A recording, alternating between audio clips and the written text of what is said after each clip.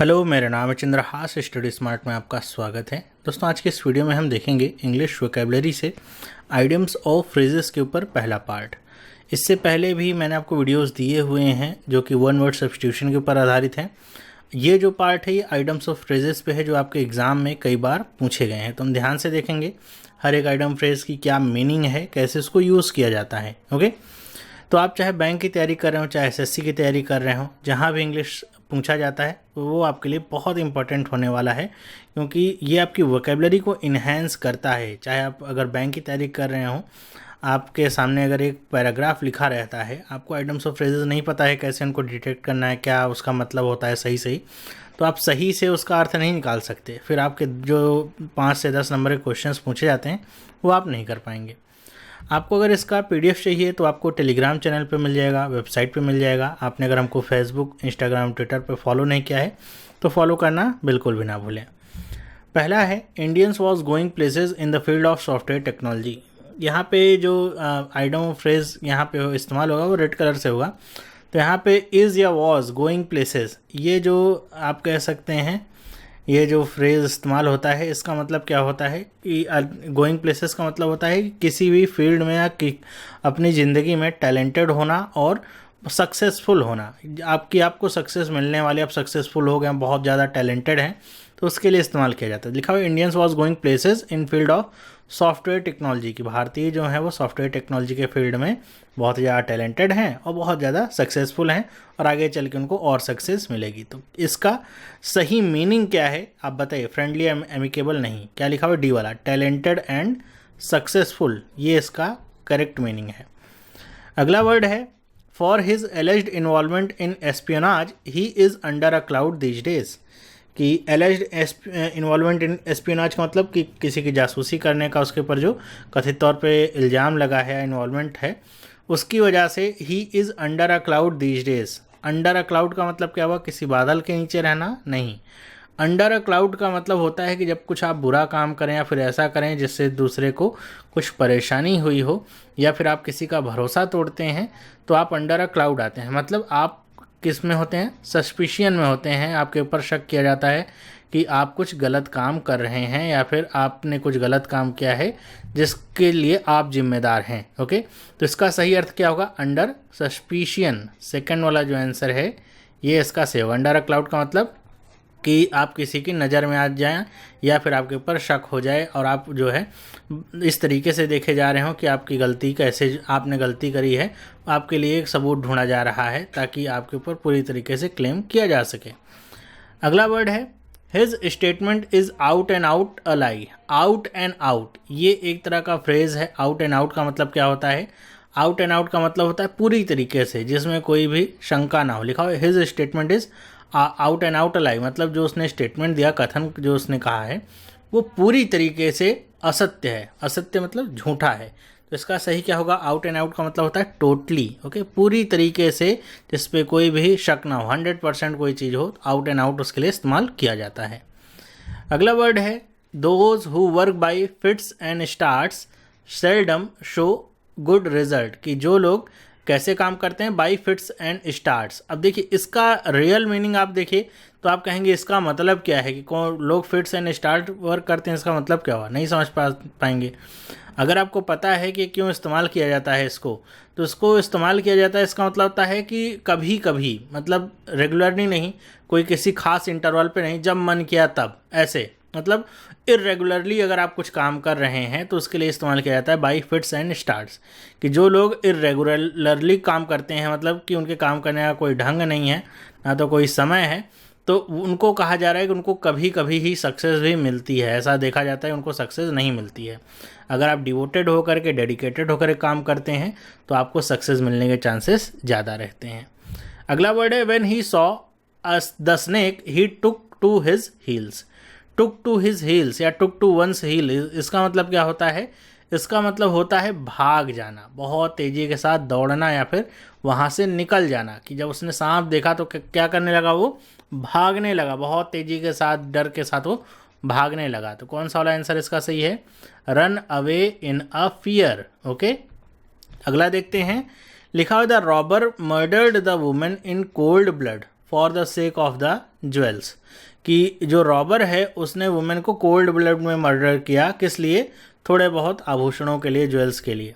तो murder in cold blood का मतलब, या कोल्ड ब्लडेड मर्डर अगर लिखा हो उसका क्या मतलब होता है? उसका मतलब होता है, मर्डर का मतलब तो आप समझते हैं किसी की हत्या करना, जान लेना। इन कोल्ड ब्लड का मतलब होता है कि बिना किसी फीलिंग के साथ, एकदम निर्दयता के साथ अगर आप किसी की हत्या करते हैं, मतलब ऐसा नहीं कि आपकी कोई दुश्मनी हो, आपकी अगर कोई दुश्मनी होती है किसी से, खानदानी दुश्मनी चली आ रहा है, किसी ने आपका कुछ बुरा किया है, तब तो आप अगर मर्डर करते हैं, कुछ भी उसको नुकसान पहुंचाते हैं, तो उसके पीछे एक इमोशन होता है, एंगर होता है, ओके। लेकिन जिसको आप जानते नहीं हैं, पहचानते नहीं हैं, उस थोड़ी सी अपनी चीज़ों की खुशी के लिए उसकी अगर आप जान ले लेते हैं, तो उसको कहा जाएगा कोल्ड ब्लड में मर्डर करना, ओके। तो इसका कौन सा ऑप्शन सही होगा? A murder done without feeling, बिना किसी फीलिंग के साथ, निर्दयता के साथ आपने मार दिया किसी को, तो क्या कहलाएगा? Cold blooded murder, okay. अगला वर्ड है we have appealed to him again and again, there is no use flogging a dead horse.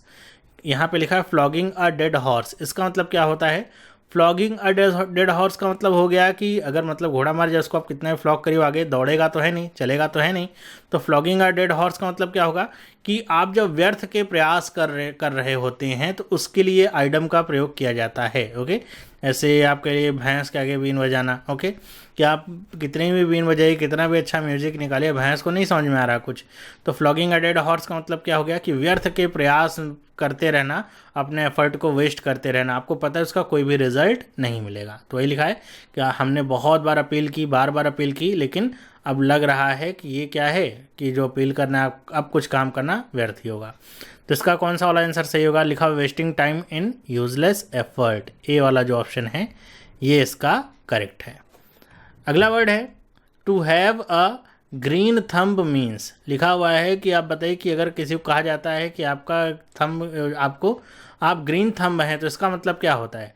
To have a green thumb means होता है कि अगर आप बागवानी बहुत करते हैं, नेचर से लगाव आपका बहुत ज़्यादा है, मतलब हरियाली के लिए प्रयास करते रहते हैं, तो आपको कहा जाता है you have a green thumb, मतलब आपका अंगूठा हरा है। ऐसा नहीं, इसका मतलब क्या होगा कि आपको बागवानी बहुत ज़्यादा पसंद है, आपको नेचर से बहुत ज़्यादा लगाव है। तो देखिए बी वाला क्या लिखा हुआ है, to have a natural interest, ये इंटरेस्टेड नहीं होगा।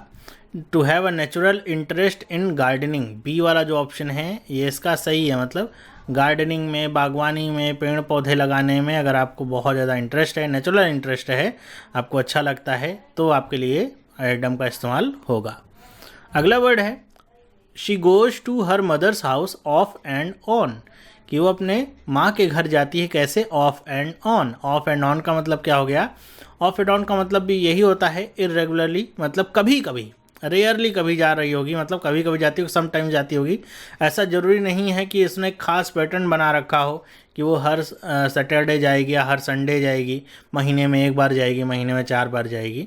तो अगर वो ऐसे जा रही है ऑफ एंड ऑन, इसका मतलब वो कभी भी जा सकती है अपने माँ के घर में, एकदम ओकेजनली, ऐसा जरूरी नहीं कि कोई खास मौका हो तभी जाएगी या खास मौका ना हो तो नहीं जाएगी, कभी भी जा सकती है। तो ऑफ एंड ऑन का मतलब क्या होता है? मतलब यही होगा कि अगर कोई बहुत ज़्यादा ओकेजनल हो, कि कभी कभी जा सकते हैं, सम टाइम्स अगर कुछ हो रहा हो, रेगुलर इंटरवल पे कुछ नहीं हो रहा हो, तो उसके लिए इस्तेमाल किया जाता है इसका। इसका डी वाला जो ऑप्शन है ये इसका सही है। रेयरली, देखिए यहाँ पे आप कन्फ्यूज हो, रेयरली का मतलब क्या हो गया कि ऐसा हो सकता है कि वो कभी कभी, रेयरली का मतलब हो गया कि वो कभी कभी जाती है, ओके, मतलब बहुत कम, जैसे समझिए साल में एक बार या 3 साल में एक बार ऐसे। ओकेजनली का मतलब ऐसा हो गया कि मान लीजिए वो पहले 6 महीने तक अपने माँ के घर गई ना हो, और उसके बाद से 1 महीने तक वो रोज़ अपने माँ के घर गई हो, तो इसका कोई खास पैटर्न नहीं है, कभी कभी जा सकती है वो, महीने में 1 बार कभी जाती है, कभी महीने में 3 बार जाती होगी। अगला वर्ड है he has to avoid by the hard and fast rules of the company. Hard and fast हम देखते हैं बहुत ज़्यादा इस्तेमाल होता है ये।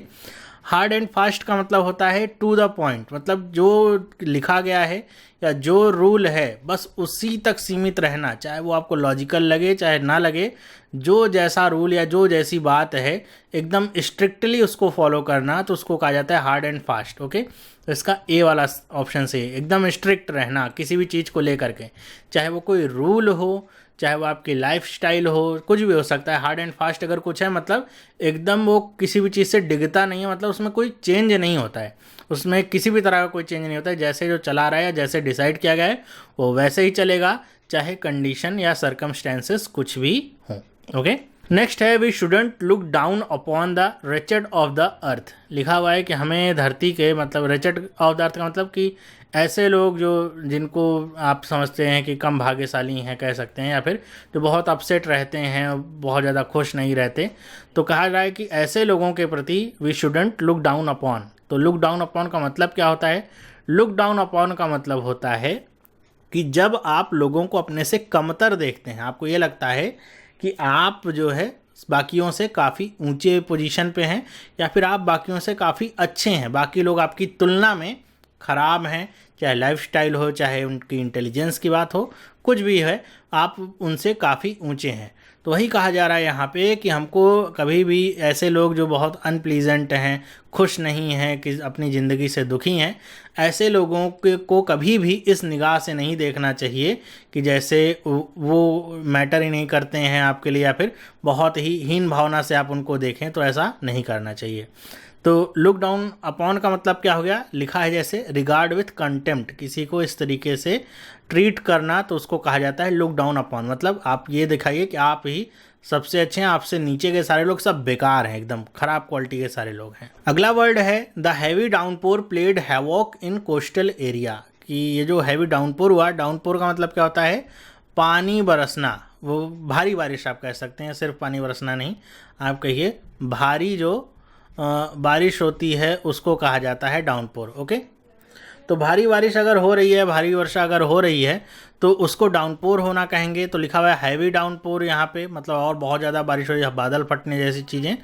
प्लेड हैवोक, प्लेड हैवोक का मतलब, प्ले हैवोक का मतलब होता है कि जब वो डिस्ट्रक्शन लाए, कोई भी चीज़ किसी की वजह से डैमेज हो, डिस्ट्रक्शन हो, नुकसान पहुँचे, तो उसको कहा जाता है प्ले हैवोक। चाहे वो बारिश हो, आंधी हो, भूकंप हो, कुछ भी हो सकता है। ओके, तो इसका सही क्या होगा? लिखा हुआ है कॉस्ट डिस्ट्रक्शन, डी वाला जो ऑप्शन है ये इसका करेक्ट है। ओके, अगला वर्ड है Raj couldn't pay the bill so he asked the owner to put it on the cuff, कि राज जो है वो बिल पे नहीं कर सका, इसलिए उसने जो भी दुकान का मालिक रहा होगा उससे कहा कि वो उसको ऑन द कफ रखे। ऑन द कफ का मतलब क्या हो गया? आप वही जो कहते हैं खाते में लिख लेने वाली बात। ओके, कि वो उसको कैसे रखे? ऑन क्रेडिट रखे। ओके, मतलब क्या है कि वो ऐसा कहने का मतलब क्या हो गया कि वो फ्यूचर में उसकी पेमेंट करेगा। तो अगर कुछ भी पेमेंट ऑन द कफ है, मतलब वो क्रेडिट पे है, उसकी पेमेंट अभी की नहीं गई है, लेकिन ये प्रॉमिस किया गया है कि वो उसकी पेमेंट आगे की जाएगी। ओके, अगला वर्ड है the story does not hold water, ये जो कहानी है ये डज नॉट होल्ड वाटर, मतलब यहाँ पे किसी वाटर को होल्ड करने की बात नहीं हो रही है। ये क्या है? एक आइडम है। डज नॉट होल्ड वाटर का मतलब कि जब भी कुछ सत्य ना लगे, या फिर जिसमें सच्चाई आपको ना दिखाई दे, तो उसको कहा जाता है, चाहे वो कोई स्टोरी हो या फिर आपसे कोई कुछ बात बता रहा हो, तो उसको अगर आपको लग रहा है कि उसकी जो बातें सस्पिशियस हैं या फिर मनगढ़ंत कुछ चीज़ें बता रहा है वो, तो उसी को कहेंगे कि उसकी जो स्टोरी है वो does not hold water. Okay, जिस पे बिलीव ना किया जा सके। तो क्या इसका सही होगा? तो लिखा हुआ है can not be believed, B वाला जो ऑप्शन है ये इसका सही होगा, कि उसकी स्टोरी पे विश्वास नहीं किया जा सकता है। अगला वर्ड है by opposing his proposal he fell foul of him, कि उसके प्रपोजल को अपोज करने के बाद की वजह से वो क्या हो गया? लिखा हुआ है he fell foul of him. Fell foul of का मतलब क्या होता है? To someone. Fell foul of to someone का मतलब क्या हो जाएगा कि आपने जो है एक तरीके से मुसीबत मोल ले ली है, या फिर कहिए कि आप ट्रबल में पड़ गए हैं। ओके, तो उसके लिए इस्तेमाल किया जाता है। कई बार ऐसा होता है कि कहते हैं कि उसने रेड लाइट तोड़ दिया, फिर उसने कानून का पालन नहीं किया, कुछ गैर कानूनी काम किया, इस वजह से ही फेल फाउल ऑफ लॉ, कि वो कानून के विरुद्ध हो गया, या फिर कानून की वजह से उसको दिक्कत आएगी। ओके, तो उसको हम कहते हैं फेल फाउल ऑफ। ओके, तो quarrel with, felt annoyed with, get into trouble with, तो सी वाला जो ऑप्शन है इसका सही होगा। फेल फाउल ऑफ का मतलब कि किसी की वजह से ट्रबल में पड़ जाना। तो अब यहाँ पे अगर उसने प्रपोजल को अपोज कर दिया है, तो अब इसकी वजह से जिसकी बात हो रही है उसकी वजह से वो क्या हो गया है? अब ट्रबल में पड़ेगा, क्योंकि उसने उसका प्रपोजल को अपोज किया है। ओके, मुसीबत में पड़ना, मुसीबत मोल ले लेना आप कह सकते हैं। तो अगला वर्ड है the effort to trace the culprit was a wild goose chase. कुछ भी अगर वाइल्ड गूस चेज होता है तो उसका मतलब क्या होता है कि जो आप ढूंढने का प्रयास कर रहे हैं वो मिलने वाला नहीं, आप व्यर्थ की का प्रयास किए जा रहे हैं कुछ भी ढूंढने के लिए। ओके, तो इसका क्या यहाँ पे सही होगा, तो इसका होगा फ्यूटाइल सर्च। फ्यूटाइल का मतलब व्यर्थ की सर्च अगर आप करें तो वो क्या होती है, वो वाइल्ड गूस चेज उसको कहा जाता है कि आप कितना भी ढूंढिए, अथक प्रयास करिए, लेकिन आपको कुछ मिलने वाला नहीं है। तो यहाँ पे वही कहा जा रहा है कि कल्प्रिट मतलब जो दोषी की तलाश की जा रही है वो क्या हो गई, वो एक व्यर्थ की सर्च हो गई, उससे उनको दोषी मिला नहीं। लिखा हुआ है अगला, the working of the factory was disrupted on account of a token strike. Token strike का मतलब क्या होता है, लिखा हुआ है कि जो फैक्ट्री का की जो वर्किंग थी वो क्या हो गई, डिसरप्टेड हो गई, मतलब बंद हो गई थोड़े समय के लिए। किस वजह से, टोकन स्ट्राइक की वजह से। टोकन स्ट्राइक का मतलब क्या हो गया, टोकन स्ट्राइक अगर कोई स्ट्राइक होती है तो एक तरह की वार्निंग स्ट्राइक होती है। ओके, मतलब पूरी तरीके से स्ट्राइक नहीं होती, बहुत ही शॉर्ट टाइम के लिए अगर कोई स्ट्राइक होती है तो उसको टोकन स्ट्राइक कहा जाता है। ओके, तो इसका कौन सा सही होगा, लिखा हो short strike held as a warning, जो चेतावनी देने के लिए, मतलब कि थोड़ा सा पहले स्ट्राइक की जाएगी कि अगर आप हमारी बातें नहीं मानते हैं तो इससे बड़े हम स्ट्राइक करेंगे अपनी बातों को मनवाने के लिए। तो छोटी स्ट्राइक होगी एक दिन की या कुछ घंटों की, उसको टोकन स्ट्राइक कहते हैं। अगला वर्ड है the sweeping statement by the boss left the conscious worker disgusted, कि जो स्वीपिंग स्टेटमेंट था बॉस का, उसकी वजह से जो कॉन्शियस वर्कर थे वो कैसा फील करें, डिस्गस्टेड फील करें, मतलब उनको बहुत ही खराब लग रहा है क्योंकि उनके बॉस ने क्या किया है, स्वीपिंग स्टेटमेंट दी है। तो उसकी वजह से जो लोग खराब काम कर रहे होंगे उनको तो कोई फर्क नहीं पड़ता, लेकिन जो मेहनती होंगे, जो अच्छे से काम कर रहे होंगे, उनको भी बुरा लग रहा है क्योंकि वो उन्होंने स्वीपिंग स्टेटमेंट दिया। तो स्वीपिंग स्टेटमेंट का मतलब कैसा स्टेटमेंट होगा जिससे जो मेहनती लोग होते हैं, जो अच्छे दिमाग वाले होते हैं, उनको भी खराब लग गया हो। तो स्वीपिंग स्टेटमेंट का मतलब होता है एक बहुत ही ज़्यादा टू जनरलाइज्ड स्टेटमेंट अगर कोई हो, कि बहुत ही ज़्यादा जनरलाइज्ड स्टेटमेंट दे दिया गया हो। जैसे हम अक्सर कहते हैं किसी को लेकर के कि भाई ऐसे लोग तो ऐसे ही होते हैं। ओके, तो ऐसे लोग ऐसे ही होते हैं अगर हमने कह दिया तो मतलब उस पर्टिकुलर फील्ड को बिलोंग करने वाले सारे लोगों के बारे में हमने ऐसे कह दिया।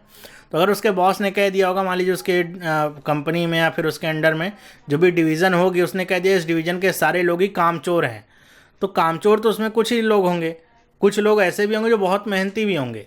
तो ऐसा अगर उसने कह दिया तो जो लोग मेहनती हैं उनको भी कैसा लगा, बुरा लगा कि उनके लिए भी वही बात कही गई है जो सही में काम नहीं कर रहे थे उनके लिए कही गई है। तो जिनके लिए कही गई है उनको तो बुरा लगना नहीं है, लेकिन जो बहुत मेहनत से काम करें उनके लिए तो काफ़ी बुरी बात हुई।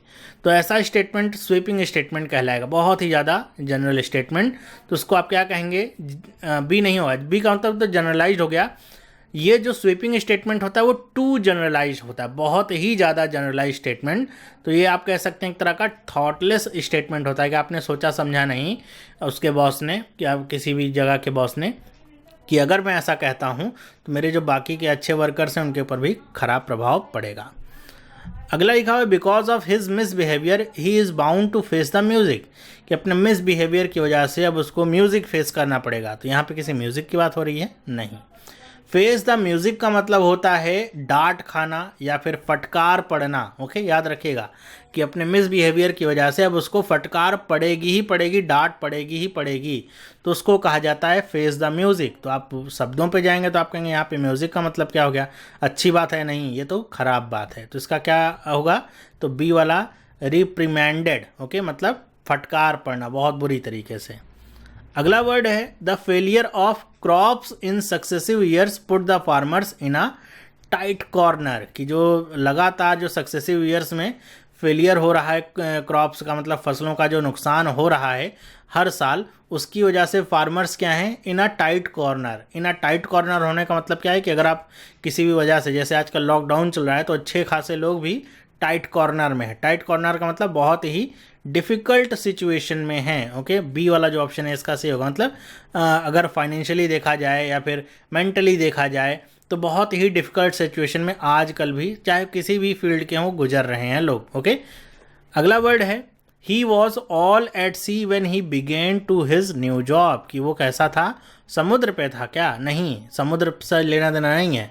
मतलब उसने जब नई जॉब शुरू की तो वो कैसा था, तो वो बहुत ही ज़्यादा पजल्ड था, बहुत ही ज़्यादा कन्फ्यूज्ड था। तो ऑल एट सी का मतलब क्या होता है कि अगर कोई बहुत ज़्यादा कन्फ्यूज्ड हो किसी भी चीज़ को लेकर के तो उसको ऑल एट सी कहा जाता है।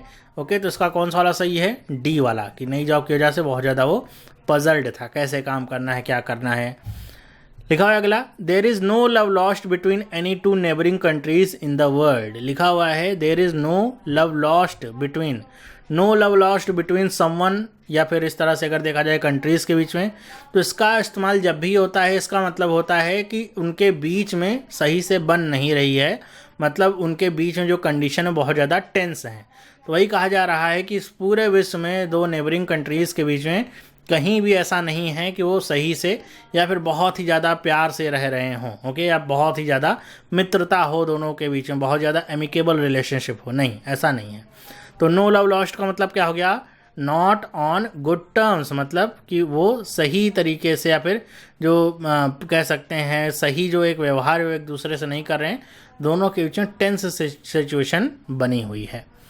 अगला वर्ड है if you are fair and square in your work you will definitely prosper, कि अगर आप फेयर एंड स्क्वायर हैं अपने काम में तो आप ज़रूर ही तरक्की करेंगे। तो फेयर एंड स्क्वायर का मतलब क्या हो गया, तो इसका मतलब गोरा और चौकोर होने से मतलब नहीं है, इसका मतलब है बहुत ही ज़्यादा ऑनेस्ट होने से। ओके, फेयर एंड स्क्वायर कहा जाता है ना, स्क्वायर डील, वैसे ही आप समझिए फेयर एंड स्क्वायर का मतलब ऑनेस्ट होना, कोई भी आप बेईमानी नहीं कर रहे, अपना काम समय से सही तरीके से कर रहे हैं तो आपको आगे चल के तरक्की मिलेगी। अगला वर्ड है the luxury car that they bought turned out to be a white elephant, कि उन्होंने जो लग्जरी कार खरीदी है वो अब क्या हो रही है, एक सफ़ेद हाथी बनती जा रही है। सफ़ेद हाथी बनने का मतलब क्या हो गया, मतलब कार में कोई भी ऐसा नहीं मेटामॉर्फोसिस नहीं हो रहा है कि कार से वो हाथी बन जा रही है, नहीं। सफ़ेद हाथी बनना किसी भी चीज़ का उसका मतलब होता है कि बहुत ही ज़्यादा कोई वस्तु बहुत ज़्यादा महंगी हो और इस वजह से उसको रखना और मेंटेन करना बहुत ही ज़्यादा महंगा होने के साथ साथ बहुत ही ज़्यादा दिक्कत वाला हो, तो उसको, या चाहे वो कोई वस्तु हो, कोई व्यक्ति हो, कुछ भी हो सकता है, उसको कहा जाता है अ वाइट एलिफेंट, जिसको रखना बहुत ही ज़्यादा महंगा और बहुत ही ज़्यादा ट्रबलसम हो। तो कौन सा ऑप्शन इसका सही है, डी वाला, कॉस्टली और ट्रबलसम पोजीशन। आपके पास कुछ भी ऐसा हो सकता है जो कि बहुत ही ज़्यादा महंगा हो और उसको मेंटेन करना बहुत ज़्यादा आपको पड़ रहा हो, मतलब उससे आपको कुछ वापस नहीं मिल रहा है। आप मान लीजिए आपके लिए वैल्यू जो भी है, मान लीजिए आपने कोई ऐसा घर खरीद लिया, आप उसको किराए पे दे रहे हैं, लेकिन वो घर इतनी बुरी कंडीशन में है कि अगर आप उसको किराए पे देने की सोच रहे हैं तो पहले तो आपको कम से कम उसके 20 गुना पैसा उसमें लगाना पड़ेगा। तो अगर आपने ऐसा लगाया भी है और आपको उसका जो किराया बहुत ही छोटा मिल रहा है तो आपके लिए घर क्या हो जाएगा, एक वाइट एलिफेंट की तरह, जिस पे आप खर्च किए जा रहे हैं लाखों की संख्या में और आपको जो रिजल्ट मिल रहा है वो कुछ हज़ार में है। ओके, तो एक तरीके से कॉस्टली और ट्रबलसम पोजीशन हो सकता है, चाहे घर हो, कुछ भी हो सकता है वो। ओके, डी वाला ऑप्शन इसका सही है। अगला वर्ड है the new manager thought that he would give employees enough rope for the first 6 months after which he would check the work done himself, कि जो नया मैनेजर आया है उसने ये सोचा है कि वो पहले 6 महीनों में एम्प्लॉयज़ को इनफ रोप देगा और उसके बाद खुद से वो काम को चेक करेगा क्या क्या हुआ है, किसने क्या काम किया है। तो इनफ रोप यहाँ पे ये जो आइटम का प्रयोग हुआ है इसका मतलब क्या है, क्या किसी रस्सी के बारे में बात हो रही है, किसके बारे में बात हो रही है। मैं चाहूँगा कि इसका जो आंसर है वो आप मुझे खुद से बताइए, आपके लिए एज अ होमवर्क ये है। और आपको ये पार्ट कैसा लगा, अगर आपको ये पार्ट अच्छा लगा है तो आप वीडियो को लाइक करिए, अपने दोस्तों के साथ शेयर करके इसको ज़्यादा से ज़्यादा लोगों तक पहुंचाइए। और आपका जो फीडबैक है वो मुझे कमेंट करके बताना बिल्कुल भी मत भूलिए कि आपको ये पार्ट कैसा लगा। आपके वोकेबलरी के लिए इस तरह के और पार्ट में लेकर के आऊँगा।